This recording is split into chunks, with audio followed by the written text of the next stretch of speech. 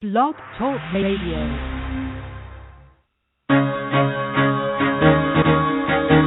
Carol the Coach.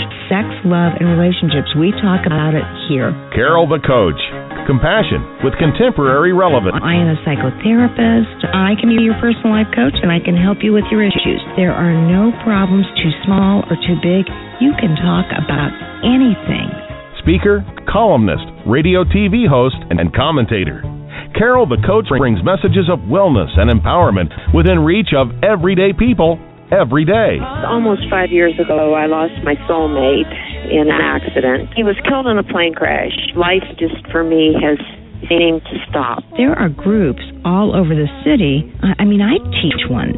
It is a specific way to start thinking so that you shift how you see the world, which then shifts your energy, and then you feel better and you actually see things differently. Carol the Coach. Always available, too, at carolthecoach.com.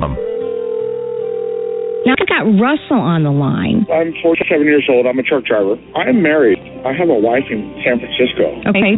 I haven't been home in 6 months. My thing is, I don't know if I have a sex addiction or what the problem is.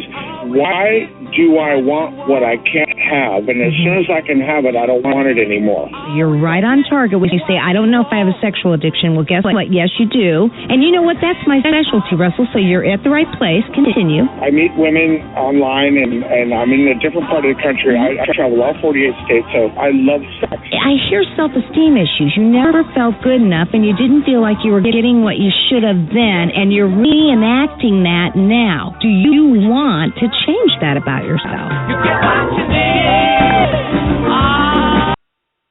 Oh, yes. You know, that is the question, isn't it? Do you really want to change who you are when it comes to this obsessive-compulsive behavior that is ruining your life and making you not like yourself? Well, hi, I'm Carol the Coach, and I want you to know that you can do that. But you have to work hard at it. But here's the deal. It pays out major dividends. That's my promise to you. I can't emphasize enough how much you will change and feel better about yourself if you utilize the tools. But the first thing you have to do is you have to, and this is the key, you have to break the denial. And tonight, I'm going to be talking with Rebecca. And Rebecca is a female sex addict who was kind enough to talk with me about what has happened in her life that has contributed to this sexual addiction. She actually is, she gives workshops at retreats that have to do with sexual addiction and how to identify it and what are the contributing factors, and she has just done a fabulous job. So I asked her if she would come on the show and talk a little bit about this disorder that just can absolutely feel overpowering. But the beautiful thing about it is that when you work the program works. So you've heard me talk about it before. You've heard me talk about the things that you have to do to change, and those things include the following. You have to be able to set aside time to take care of yourself and do one of three things, preferably all three. You either have to meditate, because here's what we all believe, that there is something greater than yourself that can help you in this process. Maybe that's a 12-step group. Maybe that's you and your therapist. Maybe that's you and a supportive person, your sponsor. It matters not, but you've got to believe that you're not in it alone. And so I ask you to meditate, to pray, and to read inspirational material that will keep you feeling positive about yourself. In addition to the inspirational material, I really want you to read recovery material. Now, you can Google anything about sexual addiction and find the book that speaks to you. And when you're done with that book, get another one. And when you're done with that, get another one. And so whether you're reading, Out of the Shadows by Patrick Carnes, or you're reading, Facing Heartbreak, or Mending the Shattered Heart, it matters not. It's that you keep doing reading so that you learn about your illness. That will help you to break denial. You cannot do it alone. It requires the help of what I call, and what Patrick Carnes calls, the committee. Then what you need to do is preferably join some sort of support group. If you're a sex addict, that might be a 12-step group. That might be an internet group, Recovery Nation perhaps. That might be a cognitive behavioral therapy group, Smart Recovery. But join that group and then ask a mentor or a sponsor to assist you in working whatever it is that the group teaches you to do. We all need a little help from our friends.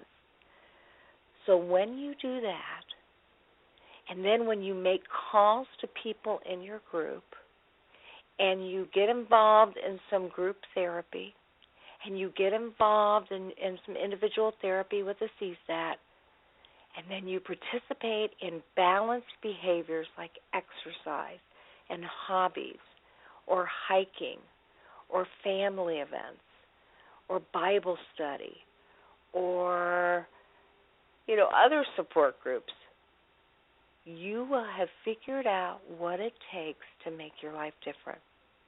Okay, so that's what I want you to do. All right, and Rebecca's going to be talking about her own recovery and how it affected herself, her family, and the people around her. What happened as she slipped? What happened? How did she get back on track? She's really going to be sharing a lot about herself tonight, and so I so appreciate that, because we can only get healthy when we look at our own lives. And oftentimes when we do that in relationships to others, we learn so much more. Now, I got an email, and you know that you can email me too at carolthecoach@AOL.com. I got an email from a woman, and she said, I think this is the one from the woman, I've been listening to your podcast for the last 2 weeks. I'm a recovering sex addict, and I feel like I've learned so much from the show. I've been working the steps in SLAA. Now, that's Sex and Love Anonymous, Addiction Anonymous, and recently relapsed 3 weeks ago after being clean for 2 years. I was struggling with the loss and some other issues in my life, and I was also doing other things in the background. She says, I was watching porn. I was in that middle circle behavior where it was a slippery slope, and I kept telling myself, well, this isn't acting out. And then she said, a friend at Sex Addicts Anonymous suggested that I come there. I did, and I related to it a lot. I tend to use men as objects because I'm petrified to be in a committed relationship. She says there was also a lot of the denial. Both my parents are sex addicts. I grew up with sex, violence, rage, and a lot of porn. I always thought since no one physically touched me that it didn't affect me. But after listening to your podcasts about trauma, I realized that's not true. I feel like since I suffered trauma, that stuff is deeply ingrained in me and something can really set me off very fast. I feel anger drives my disease even when I think it doesn't. I'm trying to learn what my triggers are, and I have to do the circles. My question to you is, I think for some strange reason when someone tells me that I look beautiful, well, it kind of puts me into a hypnotic trance, and then I want to act out. She says, I'm straight, but this can even happen when women say this to me. She says that she has insurance, but a lot of doctors in her area don't take insurance. She's struggling to get back on the wagon, and she wants to know what to do. Well, I told Karen that what she needed to do was to increase the amount of meetings that she was attending. She said she went to SLAA, fantastic, and I would increase either SA meetings, Sexaholics Anonymous, or SAA meetings. And I would get a sponsor, and I would start going out with the girls in the group, and I'd start talking about my situation, and I would do the 3 circles exercises. For some of you that don't know, the 3 circles are in the SAA book, and it basically says you have these inner circle behaviors that are deal-breaking. They're absolutely what you know you can no longer tolerate about yourself, whether that's multiple affairs or prostitution or bestiality or exhibitionism or, really any kind of compulsive behavior that's interfering with and activating you. Those are inner circle behaviors. Then you have middle circle behaviors, and those are behaviors that are not healthy and can put you into inner circle behaviors. You know, for a man, that may mean you can't look at a Victoria's Secret magazine.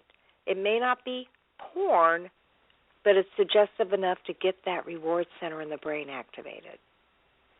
And so you know what those behaviors are because you defend them. You say things like, oh, this isn't sex addiction. This isn't going to hurt me. This just makes me feel a little bit better. It's just a little bit of medication.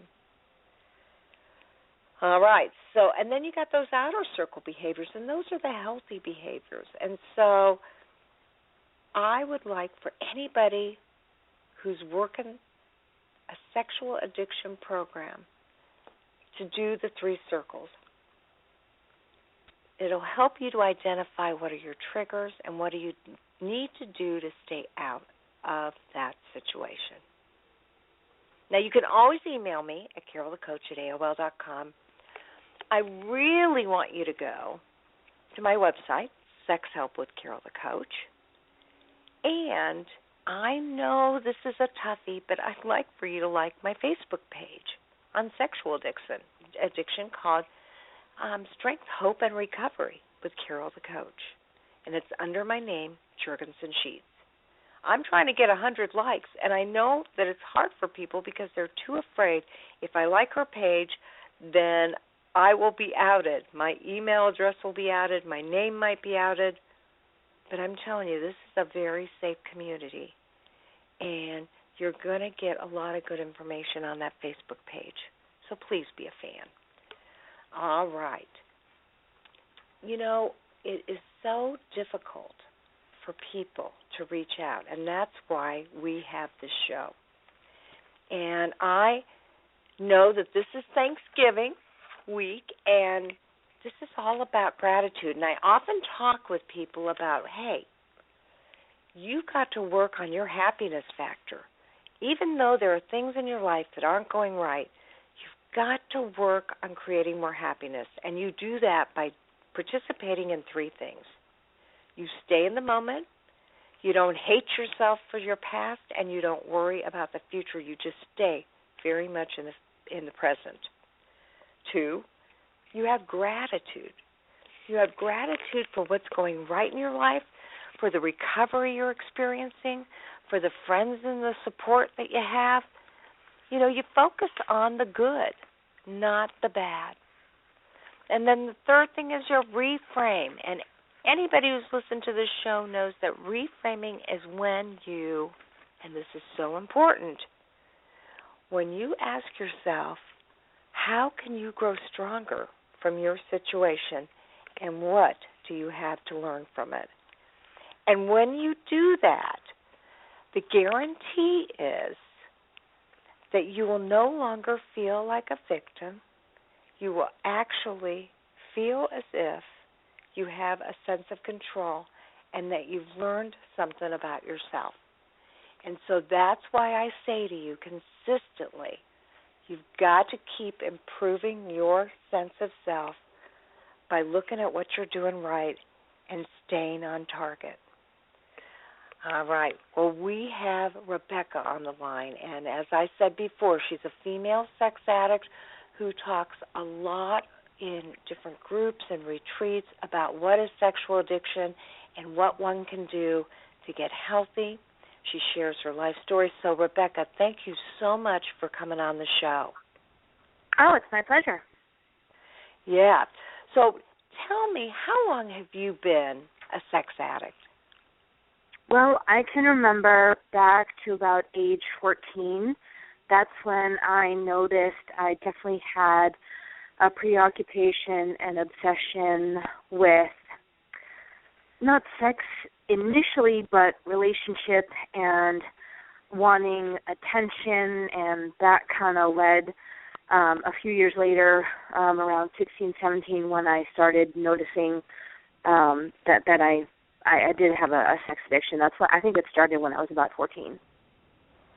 Okay, so it started at about 14, and you probably didn't know, oh, this is a sex addiction at 14. So I'm just kind of curious, what did you think was going on with you? Why did you like the attention from men so much? I think because it started when I was in 8th grade and I was in a play. I was very infatuated with one of the male leads, always looking for his attention. Even the night of the play, I was backstage, in between scenes that he was in. I was talking with him and flirting with him. I think that, it felt good to have his attention, even though he ended up liking somebody else and I was completely crushed. I was just really drawn to someone, giving me compliments periodically and making me feel good. Okay, so it was almost as if that lit up your reward center in your brain, to be noticed and to be given attention and to feel special. And so that was the anchor that connected you to the beginnings of sexual addiction. Yes, definitely. It definitely did. And is that one of the main factors that led you to develop your sex addiction, or were there other factors? Well, I think that since being in recovery about 13 years, it took me a number of years after entering recovery back in about 2001 to really try to identify what I know now is like the core of what allowed me to develop a sex addiction. And I think a lot of it had to do with how I was treated as a kid, how my parents treated me, what my parents did for me, what they didn't do for me. My father worked a lot, and he traveled a lot for work. My mother, about around when I was 10 years old, she was diagnosed with bipolar disorder. She had a couple of hospitalizations right around when I was 10, 11 years old. So I feel like, I had a lot of abandonment issues. My mother was going through, being diagnosed with bipolar. My father was working. So I feel like what developed into my sex addiction was that the need and want to gain attention, to get love, any type of attention, whether it's negative or positive.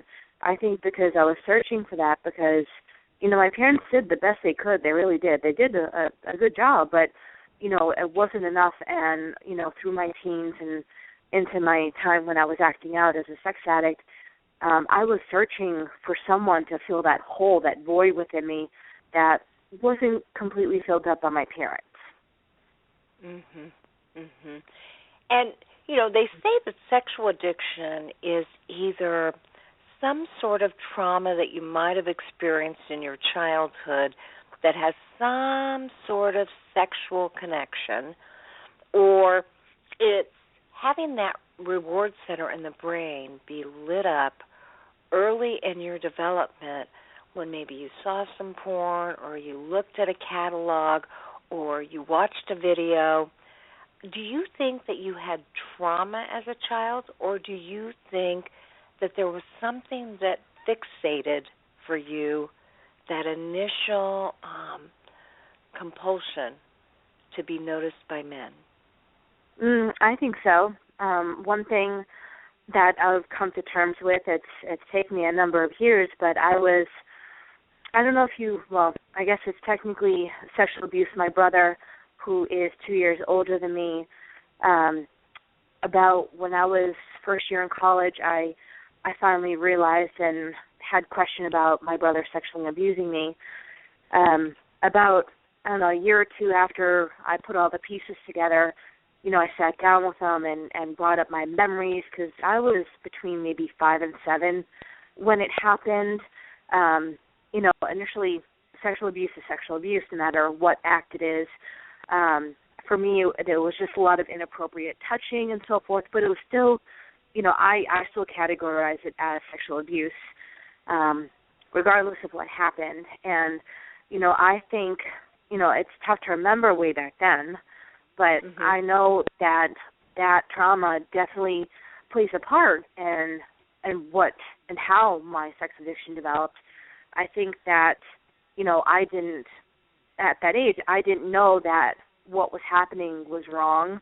My parents didn't take me aside and saying, this isn't what should be happening between siblings. It's not healthy. It's not good.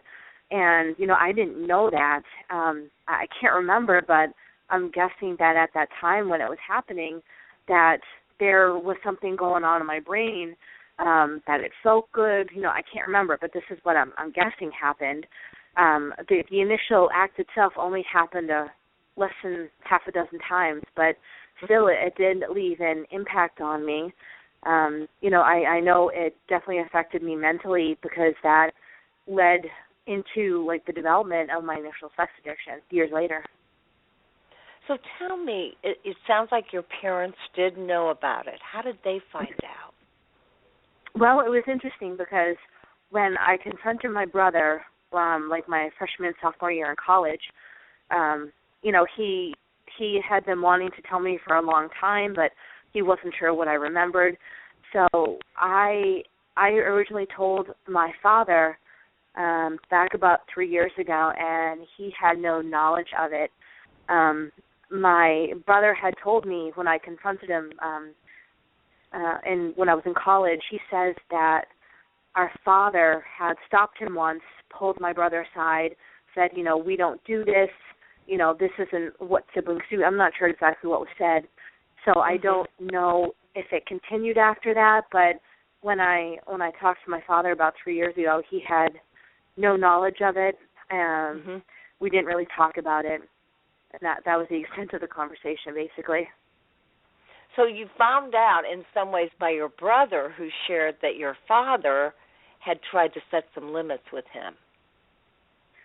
Yes, initially, because the reason I confronted my brother, he hadn't mentioned it to me ever, and the reason why I sat down and talked with him when I was on a break from college, there had been small memories that I couldn't piece together, but they all came flooding back when I was in a class for, I think it was sociology of the family. We were watching a documentary or something on women and women that were traumatized. I can't remember the exact content, but for some reason it triggered something within me, and then all the few memories that I had came rushing back, and that's what prompted me to sit down and talk with my brother. Yeah, it was very brave of you. A lot of men or women don't talk with their siblings about that. And, sometimes it's child sex play, but other times it's molest. And I think that can be very confusing for a lot of people. It's like I get people that say, I molested somebody, and then we talk, and it really was kind of, you show me yours and I'll show you mine. And then there are other times when they want to say that, and yet there was coercion, there was, bullyishness, there was age difference. And so it's important for somebody who's been sexually abused to talk to a counselor about that, to kind of figure out what's going on. And how old were you when you saw your first counselor? I was 12. I was diagnosed with severe depression when I was 12. For a number of years, doctors and therapists that I saw were thinking I suffered from bipolar disorder. Didn't really have any of the mania symptoms, but more of the low, deep depression. But that went on for a number of years. But within the past 5 or 6 years, therapists that I've seen really believe that I just suffer from severe depression. Okay. Well, interesting. So then at 12 years of age, something was eating at you, and you needed some help trying to figure that out. Mhm. Yeah, it was actually a lot was happening within myself and within my family. My mom, not even 2 years before, was diagnosed with bipolar. My father was still traveling a lot for work. Plus, my brother, who is 2 years older than me, he was going through his own drug and alcohol addiction and rehab, which started when I was about 11. So a lot was going on in the family at the time. Yeah, it sounds like it. Now, let me ask you, obviously those things were contributing factors to your sexual addiction. At what point do you think you realized that your behaviors were out of control and your life had become unmanageable? I think it's definitely a definitely wake-up call was in the early part of 2001. I was just finishing up my junior year of college. And when I went to college, it was I graduated high school in the mid-'90s, and at that point, and in my junior, senior year of high school, the internet had just begun to explode. So I got really involved in internet chat rooms. At the time, you could select by state. So, I got hooked on internet chat rooms. That was my main addictive behavior. And I started talking to guys online, whether, first my goal was to, this is a great way to meet people and date them. And since I've always had a lot of body image issues and I've always been overweight, since I was a kid, I thought the person on the other side of the screen would get to know me and hopefully they would like me as a person before they met me. So that's what got me hooked on internet chat rooms. And the point that my life became so unmanageable was, I think, in the year 2000, early part of 2001. And I was doing a little bit of chatting when I was at college because I had a computer in my dorm room. And I ended up, I think that the definite time I can remember was, there was a time frame from when I started chatting in internet chat rooms where I'd talk in the chat room for a couple hours with different guys, and then we'd exchange emails and email for a week or two, maybe 3, and then talk on the phone, and then maybe a month and a half, depending on how things went, we'd schedule a date to meet for coffee, meet in public, have dinner or lunch or something.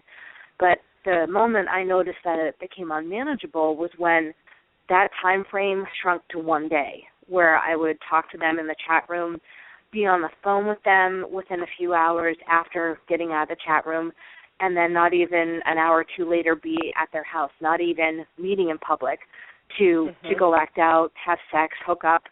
And that's when I noticed my life was really unmanageable. Sneaking out of the house at 10, 11 o'clock at night, still in college, so still living at home with my family, lying to them. There were a lot of times where I would walk out the door of my house and something went off in my brain, like a red alert, like an alarm saying, what you're doing walking out of this house, you're putting your life in danger. But I still walked out of the door anyways. Well, no kidding. That was really at-risk behaviors. I mean, you were, it's like your craving and neediness surpassed your ability to reason and make good decisions. It definitely was because, go ahead. No, I was going to say, so tell me, did you try to reason with yourself and say, this is crazy, this is, I could get hurt? I did, but ever since, middle school, high school, I didn't date at all. I was interested in dating, but didn't have any, didn't really have any relationships. I had my first boyfriend at 13, my second boyfriend at 15, but other than that, I didn't date I didn't have like any like long-term relationships with anybody. So it definitely. I knew in the back of my mind what I was doing was dangerous. No one knew where I was going. No one had any contact information. At the time I didn't have a cell phone. So I think I knew in the back of my mind what I was doing was really dangerous and putting my life in danger, but I think it got to the point, even if I did acknowledge it, I still went ahead and did it anyways. I didn't care. I didn't care about my physical health, my mental health, or my sexual health at all. Okay. Well, you sound so reasonable now. How many months has it been for recovery? And how long I've been in recovery? Yeah. It's been 13 years. Wow. And have you had any slips? Oh, yes. I have had slips. The longest amount of sobriety that I've had from my addictive behaviors was just a little over 6 years in the vast span of 13 years. And, I've had a year and a half to 2 years. At one point, within the past 3 years, I've had 4 slips. Right now, I have just a bit over 6 months from my last slip. It's, even though I've been in recovery for 13 years, I definitely have had slips within my program. And tell me, if you would, what do you understand about sexual addiction? Because I know that you have this amazing presentation in which you talk about how sex addiction can become so compulsive and unmanageable. So share a little bit about what you know about sex addiction. Like, how do you define it? Well, I think, over the years, I've definitely read a lot of self-help books on sex addiction and just addiction in general.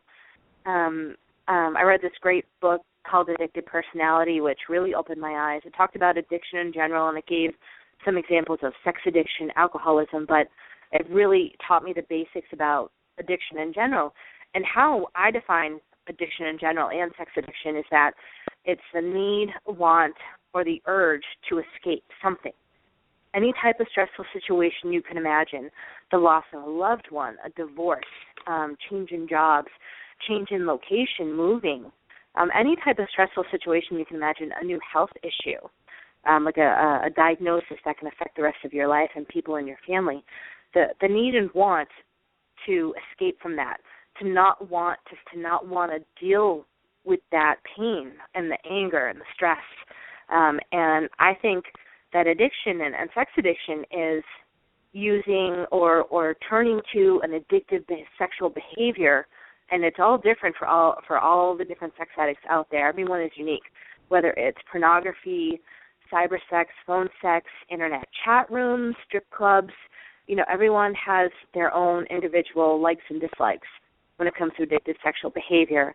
So I think that that's what it basically comes down to, is escaping through an activity or an addictive behavior to numb yourself, to forget about the pain you're going through from whatever stressful event or situation that caused it. Okay, and so do you think people understand about sex addiction, or do you believe that this is a field that people just feel bad about their behaviors? I think that right now what sex addiction is going through is kind of similar a little bit to what AA went through back when it first started. People didn't think it was an addiction. They weren't familiar with it. They didn't know people that had it. And sex addiction is going through that right now, as AA did when it started, because people can't imagine having a sexual addiction, turning to a sexual behavior, or not being able to control yourself looking at pornography for hours at a time. I think people just can't seem to wrap their brain around it if they're not the addict. They can't understand escaping through a behavior. and compulsively doing it to the point that it makes your life unmanageable. Okay, and so what are, you obviously are a female sex addict, and I do believe that a lot of people believe sex addiction just occurs with men. And so what kind of recovery tools do you use to stay healthy? Well, what I do, there's a good handful. A lot of people talk about a toolbox. I have a mental toolbox, and in that toolbox, I have a lot of different resources. One is I have a sponsor that I keep in contact with, at least on a weekly basis, and if I need to talk periodically if something's going on, I know I can call him. He's a gay man. I wouldn't have a straight man as a sponsor, but I know I can call him if needed. I have at least half a dozen, if not a dozen people from the program, like women and other gay men that I feel comfortable talking to. That if something's going on, if one person isn't there, I'll leave a message and call somebody else. I also have in my toolbox, a mental list of outer circle behaviors, fun things that are healthy and good for me to do and offer a healthy escape, such as, I really like to paint abstract art. I love to write poetry. I love to listen to music. I have a cat I love to play with. I also, enjoy watching horror movies. I think watching TV can be a healthy distraction.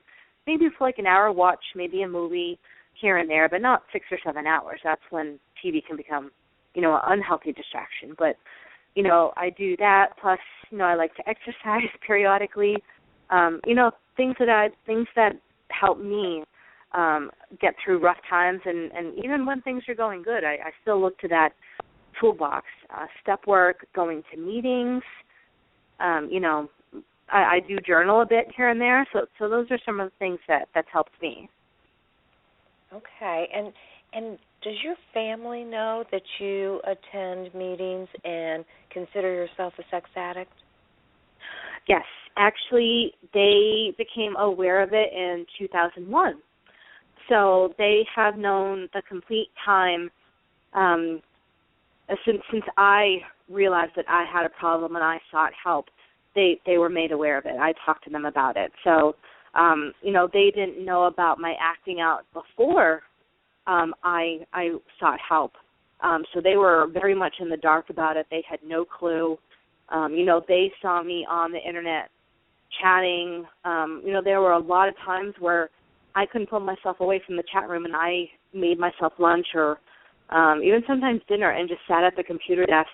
And my parents didn't even question it. So, they know that I am a sex addict. They know that I go to meetings. They know that I'm working the steps. They're very much well aware of it. And was there much shame for them or for you when you discussed it? Well, my parents never really told me if they felt shame.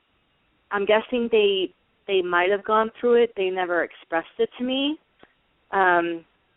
But, there was a lot of shame that I experienced because, I had to admit I had a problem to my family, that this was an addiction for me, that I couldn't control myself.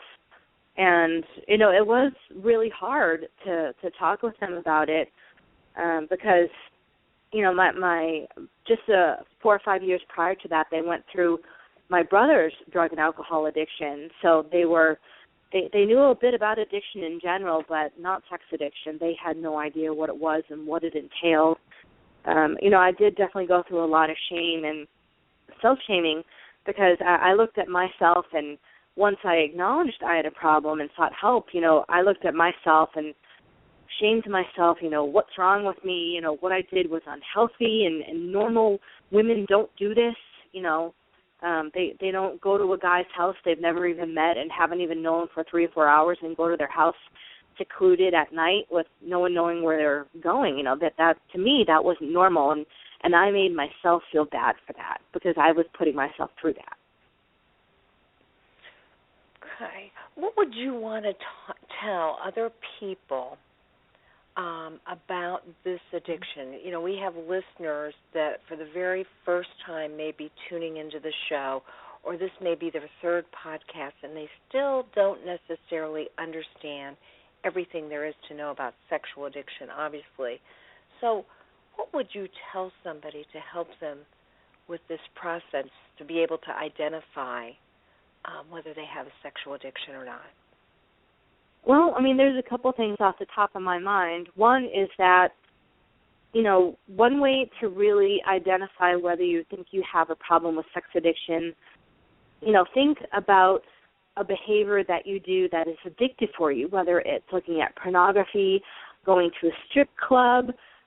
You know, there's all different facets of sexual addiction, voyeurism, and so forth, exhibitionism. And I think that if you can think about the addictive activities, whatever they may be in your life, if they make your life unmanageable, if you do a certain activity for so many hours a day that you're neglecting, you know, your family, if you're neglecting, you know, household chores or household cleaning that you need to do, or you're not taking care of your children or not, you know, being attentive to them, make sure that their needs are met, you know, also not looking at your own physical, mental, and general health needs, if you're neglecting that, that's a really big red flag. I think that that's something to look at. You know, when you become so engulfed in the addictive behavior, whatever it may be, you know, for me it was internet chat rooms. You know, I remember staying up, it became a pattern, like when I was on like winter, summer break, when I was active in the chat rooms, you know, I'd get on the computer around 6 or 7 at night and spend like 12 hours online until it was sunlight out, and then go to bed, and then sleep most of the day and do it over again the next day. You know, I realized that, you know, it wasn't healthy for me. I should have been looking for a summer job, but I wasn't putting enough effort into finding one. And, you know, I wasn't taking care of myself. You know, I was getting swept up in the attention I sought from guys in the chat rooms, and, you know, it stirred my mind, and it heightened my senses, and I got hooked on all of the compliments and everything, and it became a game, you know, me trying to attract and seduce men over the internet. You know, I think that one thing is, I think realizing you're a sex addict is a lot harder for women, because I think that if people know anything about sexual addiction, I think a lot of times the majority they hear about it is with men. But, you know, that's not necessarily true. I think men, it's a wider population of men that seek help, but that doesn't mean there isn't a large population of women. That there are a lot of women that have sexual addiction, but I think it's a lot harder to come to terms with for a woman. Also because the majority of the meetings that I've gone to are predominantly men. You know, I feel I've been in recovery long enough that it doesn't bother me.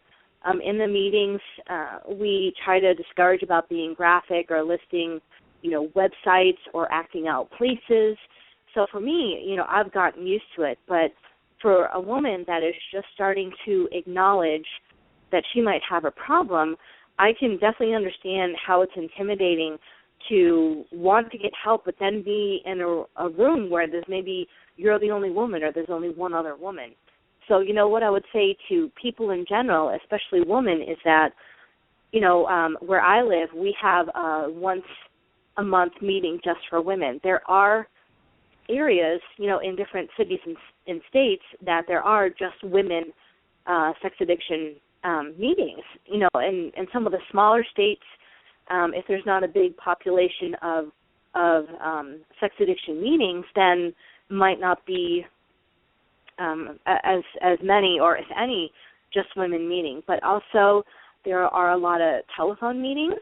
I haven't personally done them because I mostly go to face-to-face meetings, but a lot of women that have started or entered recovery, I know they like those because they can, I think they're all women, and you can just listen. You don't have to participate. You can add whatever you like, or you can just listen.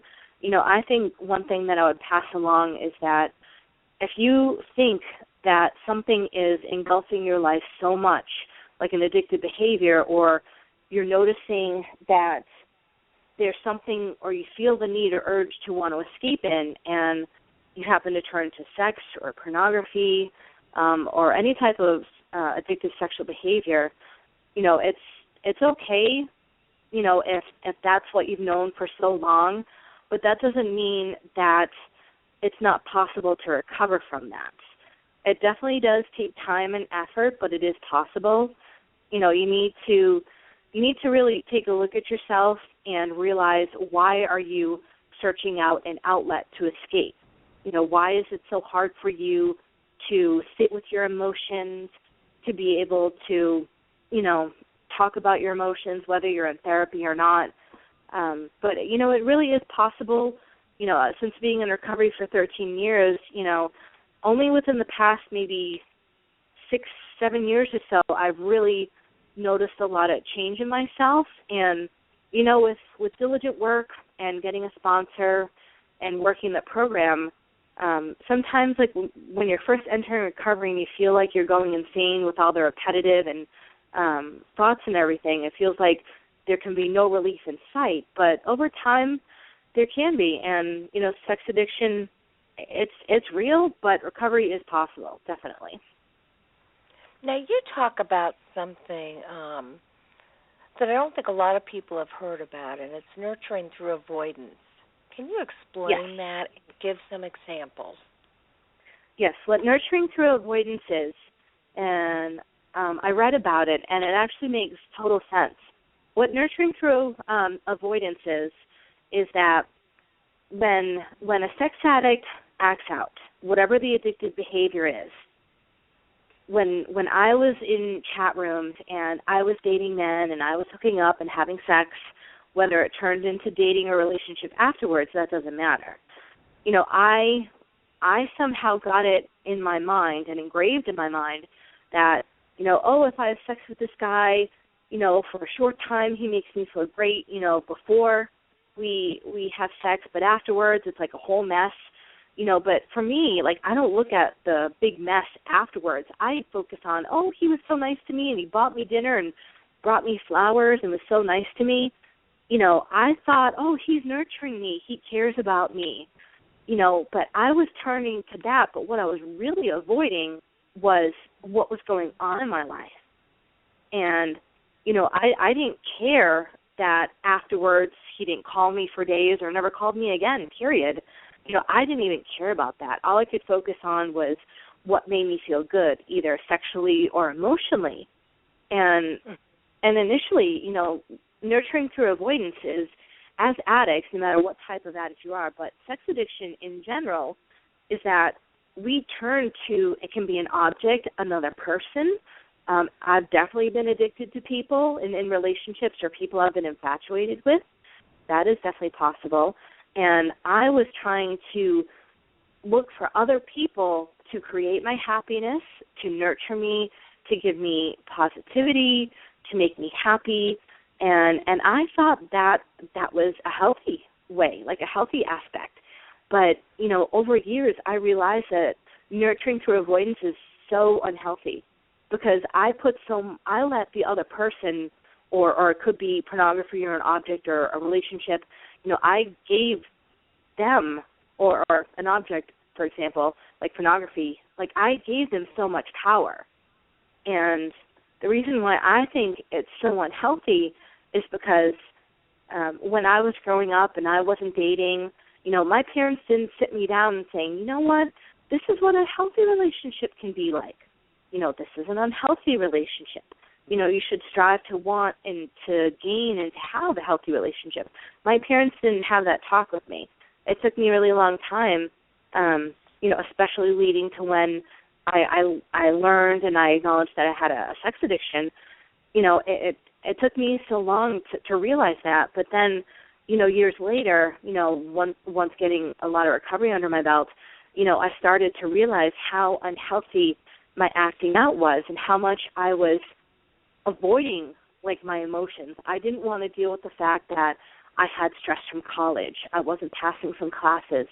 The stress of being away from my family, stress of having to manage my bills.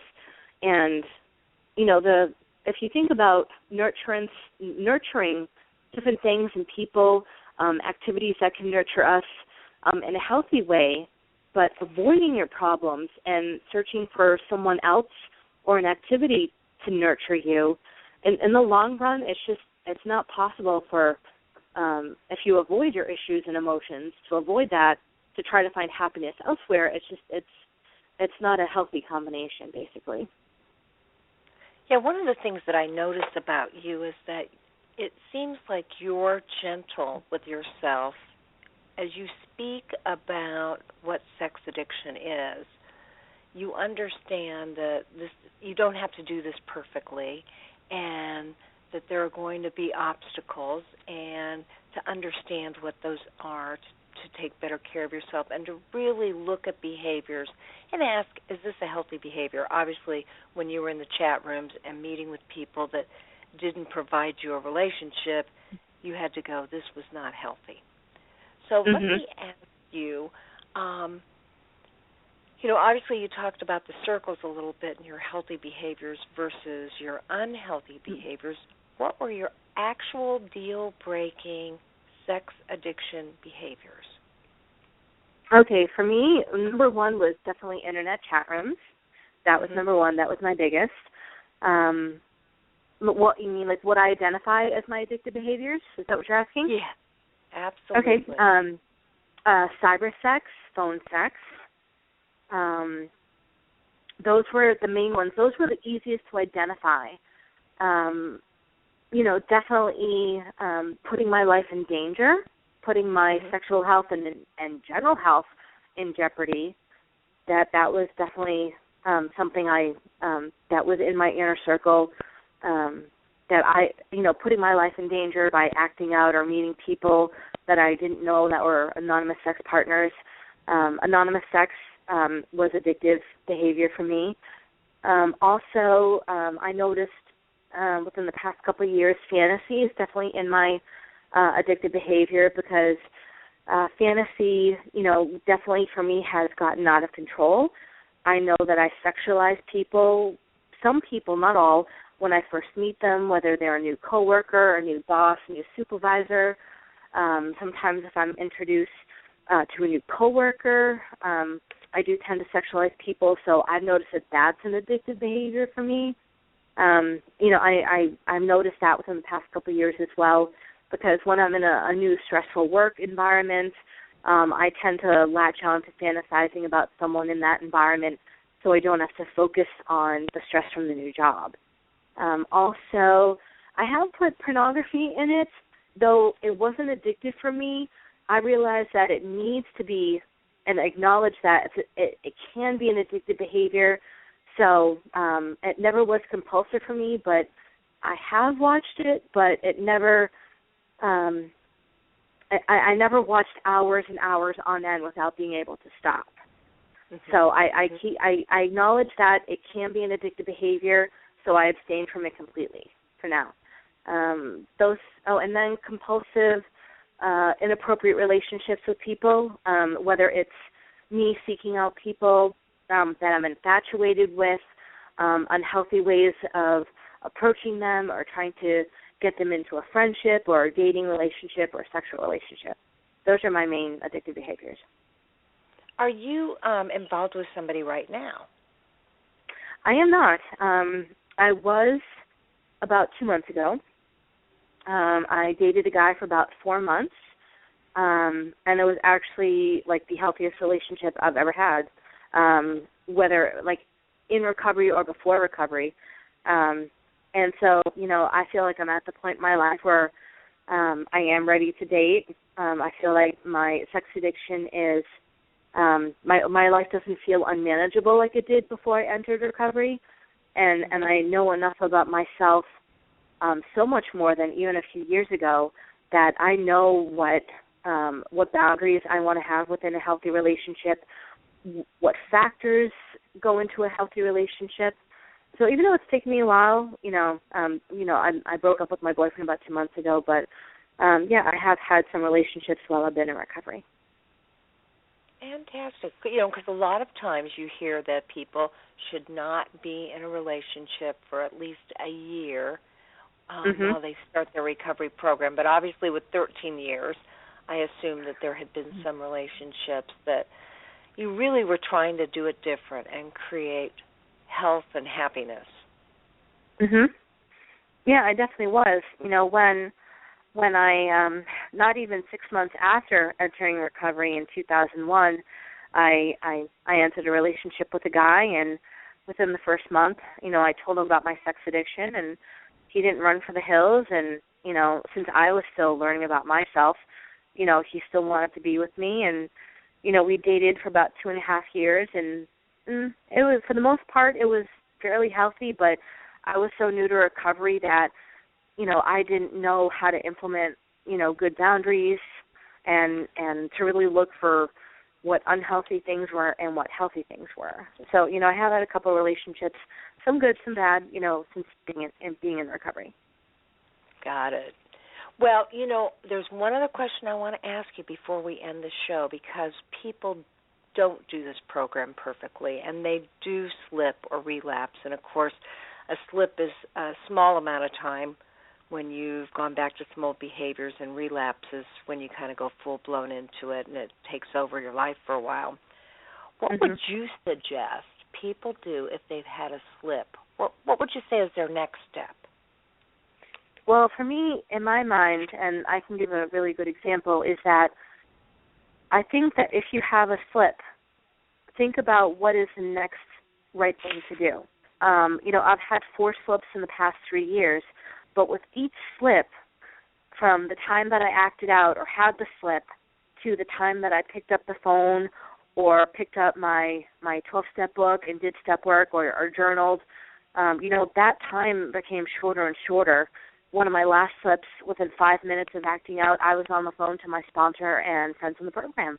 I think that if you act out, if you have a slip, think about after it happens, what can you do to help yourself to get back on track, whether it's doing something healthy for yourself, journaling, contacting someone that you can talk to, whether they're in recovery or not, seeking a therapist, but, just trying to contemplate over what happened, try to figure out how it started, what triggered it, and, try to do something to help yourself to look at what happened and why it happened and what you can do to try to recover from it in a healthy way.